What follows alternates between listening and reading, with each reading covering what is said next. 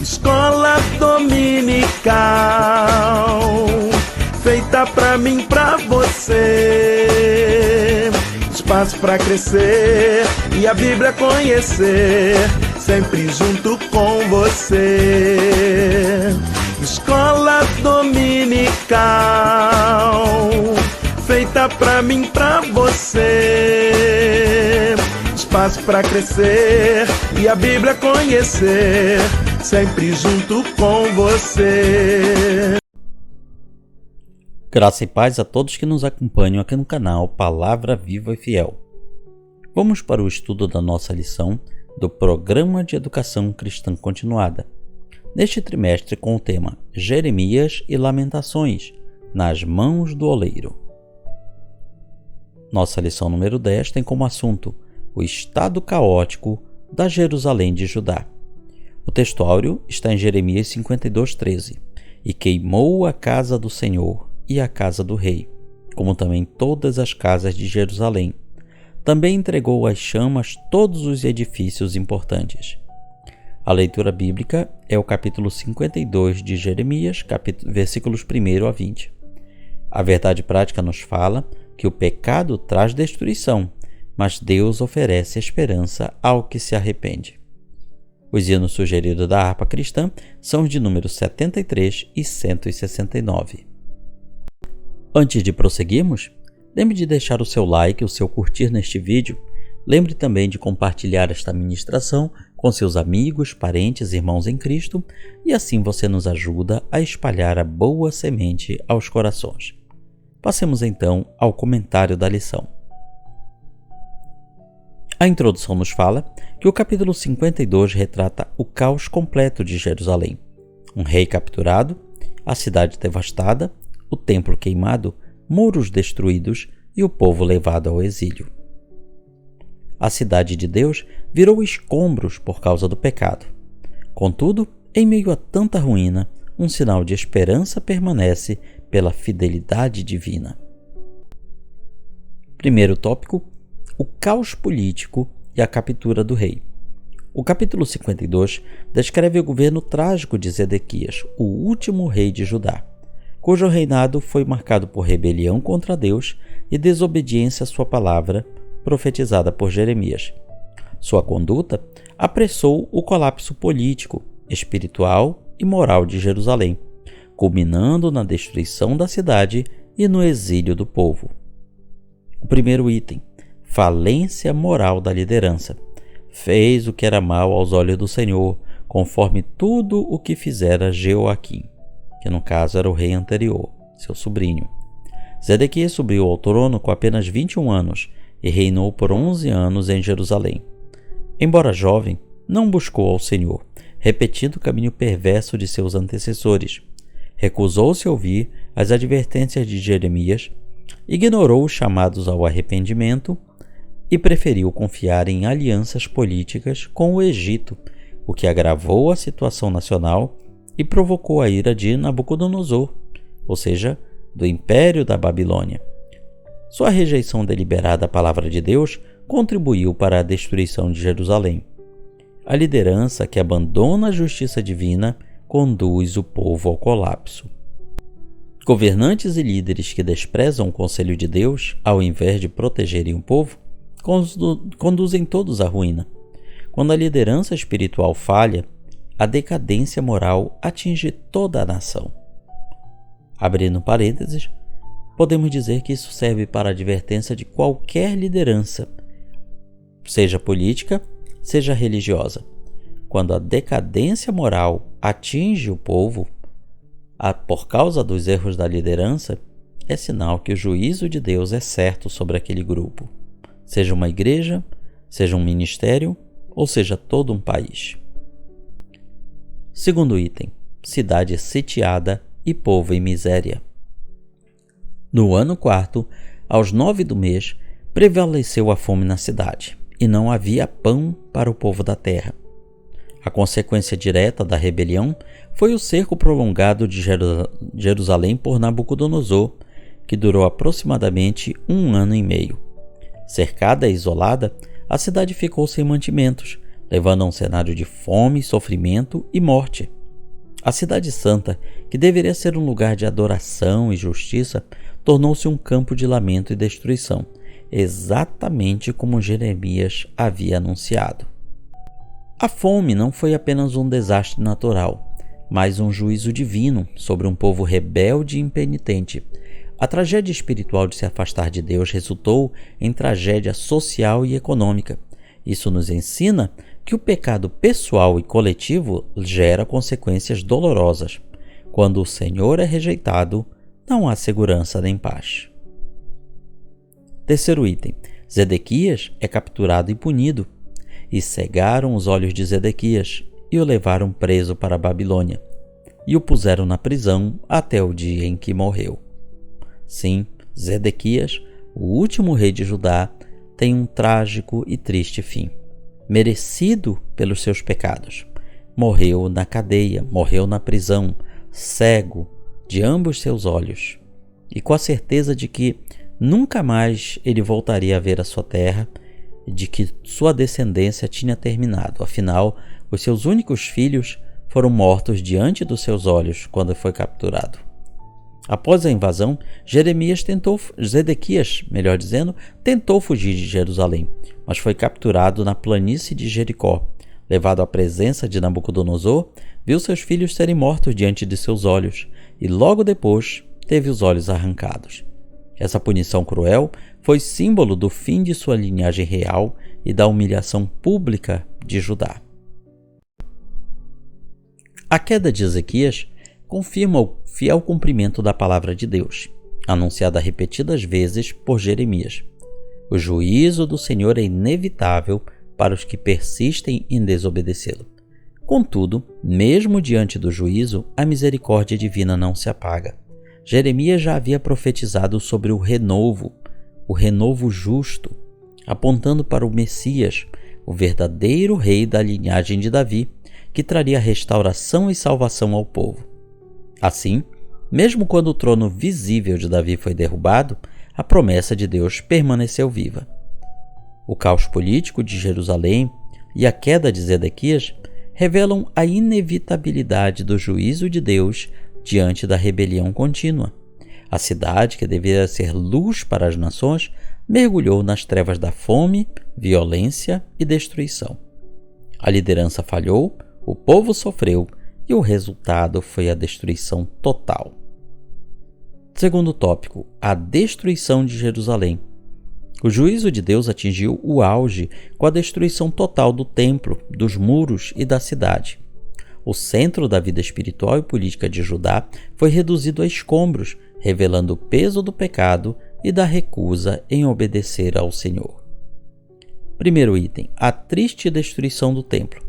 No 5º mês, aos 10 do mês, no ano 19º de Nabucodonosor, rei de Babilônia, veio Nebuzaradã, chefe da guarda, que estava a serviço do rei de Babilônia, veio a Jerusalém e queimou a casa do Senhor, ou seja, o templo, e a casa do rei, o palácio, e todas as casas de Jerusalém. Também todos os edifícios importantes queimou com fogo.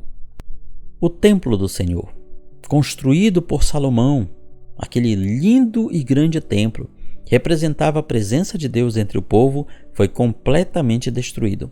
O fogo consumiu o lugar onde os sacrifícios eram oferecidos, onde o nome de Deus era invocado e onde a glória do Senhor habitava. Além do templo, o palácio do rei, as casas de Jerusalém, ou seja, as mais importantes da elite, dos nobres, tudo isso foi queimado, foi destruído. Assim foi destruindo o que restava da identidade nacional e espiritual de Judá. Essa é uma parte de Jerusalém que quase não chegou a ser descoberta pela arqueologia.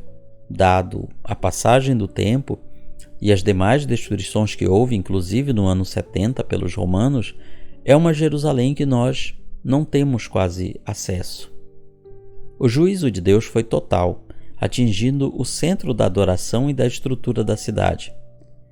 Da sociedade, melhor dizendo. A cidade ficou sem sua referência espiritual, sem o símbolo da aliança com o Senhor. Aprendemos então que quando uma nação ou uma pessoa abandona o Senhor, não há segurança que permaneça. Nem o templo, nem o palácio, nem as casas importantes foram poupadas. Isso alerta a igreja para a necessidade de manter uma adoração verdadeira, fundamentada na obediência e na santidade. Segundo item, os muros em ruínas. E todo o exército dos caldeus, ou seja, os babilônicos, que estava com o chefe da guarda, derribaram todos os muros ao redor de Jerusalém. A destruição dos muros da cidade expôs Jerusalém aos invasores. As muralhas, que eram símbolos de proteção, foram arrasadas, deixando a cidade vulnerável e indefesa. Aquele que era o lugar escolhido por Deus para o seu nome, agora estava aberto e entregue ao desprezo das nações. Naquela época, assim como seria hoje, uma cidade sem muros era considerada uma cidade desprezada, indefesa, sem chance diante dos seus inimigos.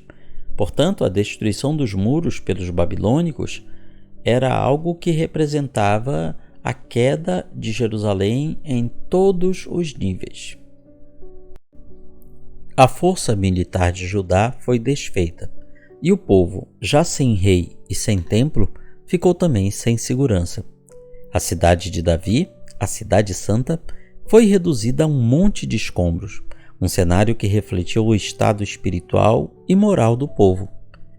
Quando se rompe o relacionamento com Deus, as muralhas da nossa vida também caem. Perdemos a proteção, a firmeza e a direção.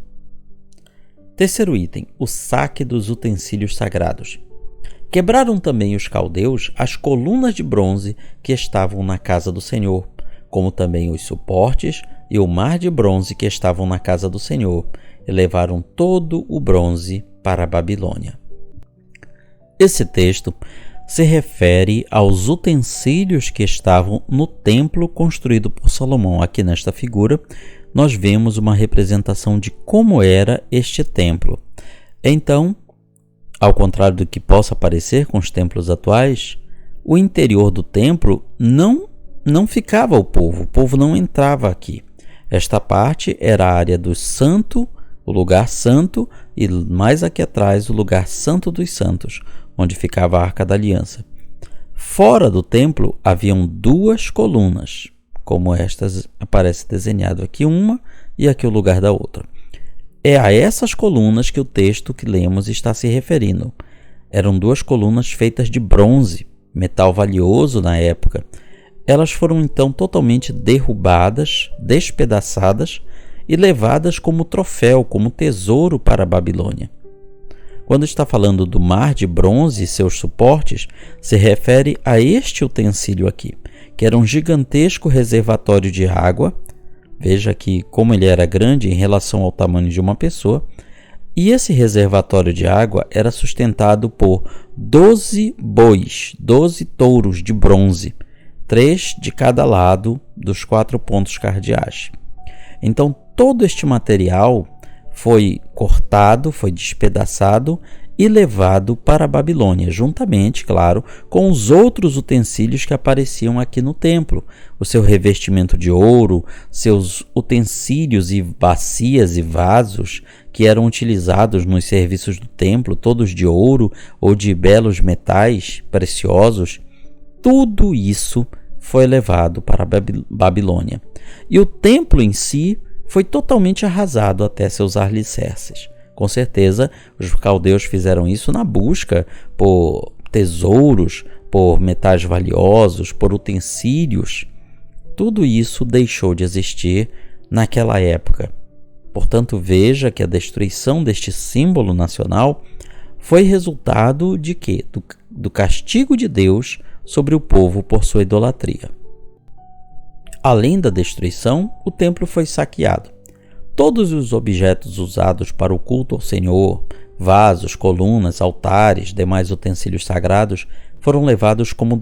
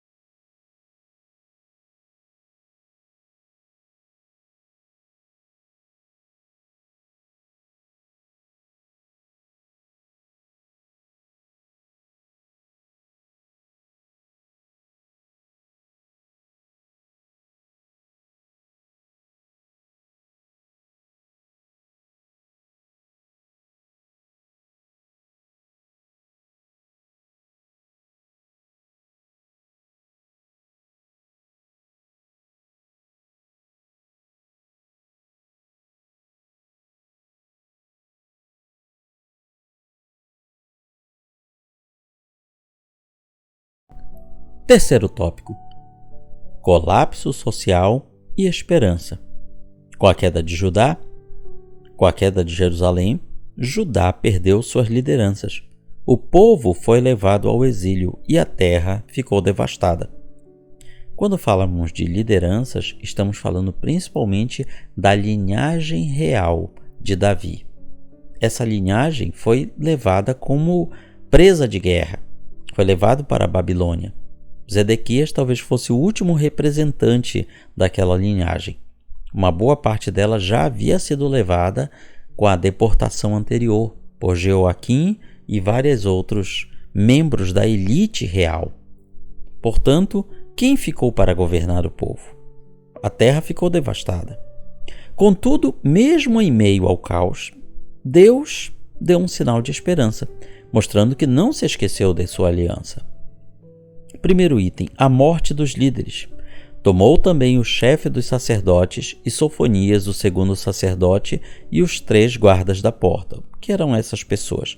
Elas eram lideranças religiosas da sua época.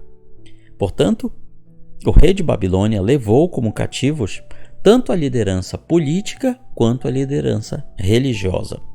Após a destruição do templo e da cidade, o exército babilônico ainda levou cativos os principais líderes remanescentes de Judá. Dentre eles estavam o sumo sacerdote Seraías, o segundo sacerdote Sofonias, os guardas da porta do templo e outros oficiais.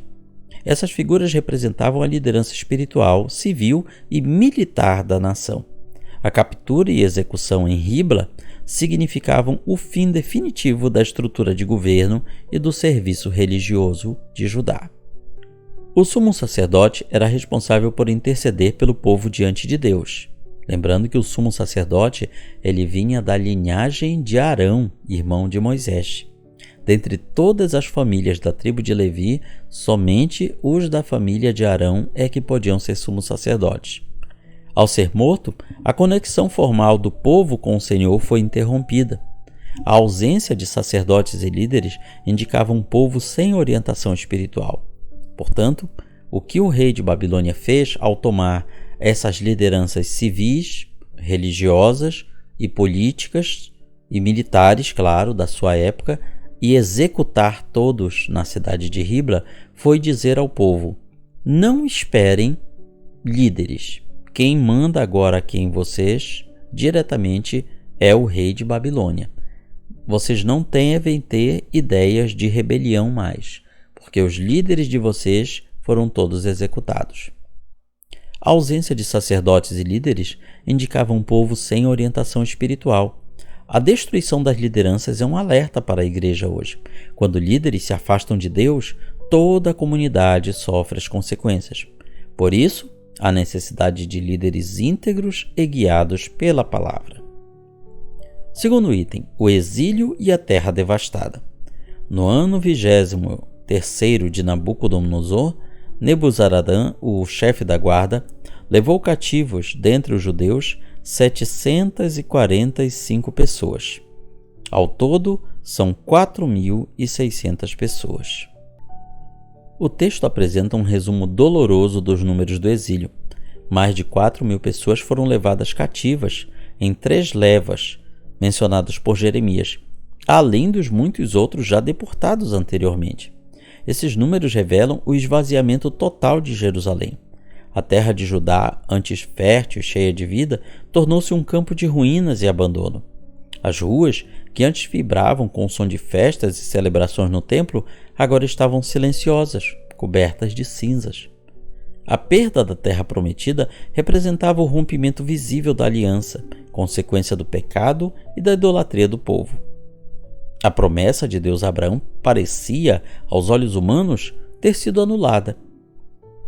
No entanto, o Senhor continuava soberano, mesmo no juízo. O pecado traz consequências sérias.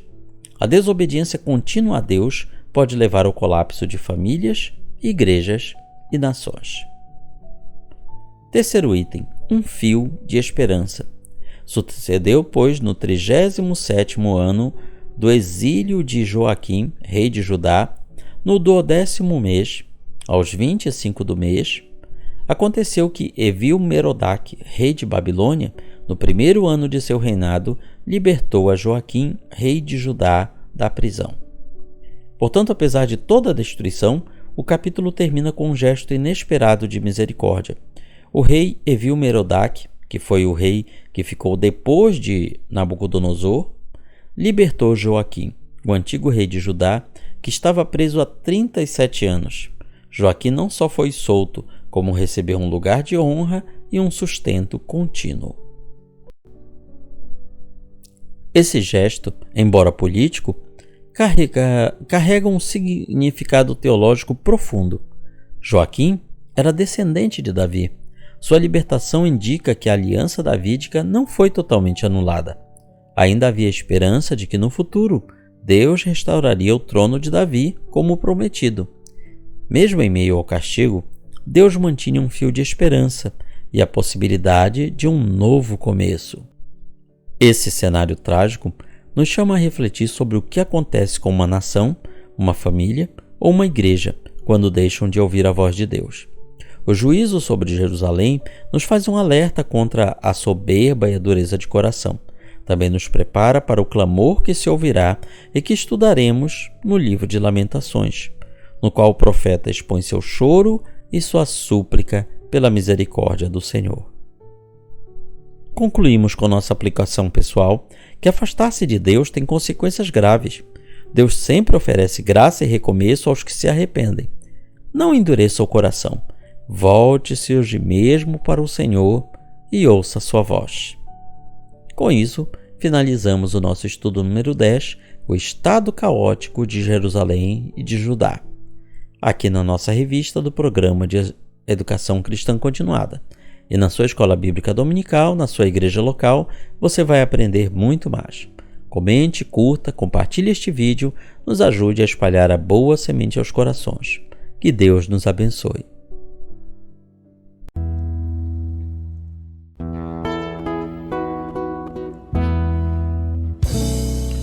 Findou-se o tempo de estudo da escola dominical. Boa lição aprendemos do nosso Pai Celestial. Despede-nos, Jesus Cristo, em tua paz e amor, e nos concede para sempre o teu celeste favor. Aos visitantes e amigos agradecemos também. Que a paz de Deus reine em todos e até domingo que vem. E até domingo que vem. E até domingo que vem.